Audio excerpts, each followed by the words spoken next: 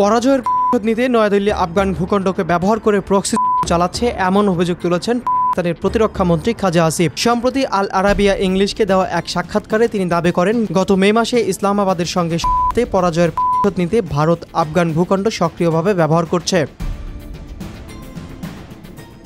ওই সাক্ষাৎকারে ভারতের অভিনব কৌশল তুলে ধরে তিনি বলেন, গত মে মাসে 4 দিনে 7টি প্লেন হারিয়ে ভারত আমাদের বিরুদ্ধে নিম্নমাত্রা চালাচ্ছে। আমাদের কাছে প্রমাণ রয়েছে, সময় এলে আমরা তা প্রকাশ করব। এই সময় আফগানিস্তানকে ভারতের প্রক্সি রাষ্ট্র আখ্যায়িত করে খাজা আসিফ বলেন, সীমান্ত সংঘর্ষ শুরু হওয়ার সময় আফগান পররাষ্ট্রমন্ত্রী ভারতের রাজধানী নয়াদিল্লি সফরে ছিলেন। এর মধ্য দিয়ে স্পষ্ট হয় আফগান এখন ভারতের প্রক্সি রাষ্ট্রে পরিণত হয়েছে।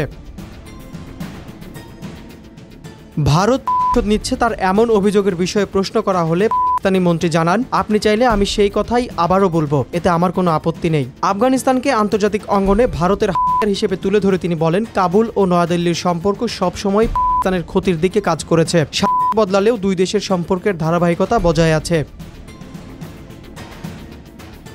এই সময় খাজা আসিফ সম্ভাব্য ইঙ্গিত দিয়ে বলেন, পূর্ণমাত্রা শুরু হতে যাচ্ছে কিনা তা নিশ্চিত বলা না গেলেও সীমান্তে উত্তেজনা বাড়ার আশঙ্কা রয়েছে। সীমান্তের ওপার থেকে কোনো আক্রমণ হলে আমরাও পাল্টা ব্যবস্থা নেব, প্রয়োজনে ভেতরে গিয়ে হিসাব চুকিয়ে দেব।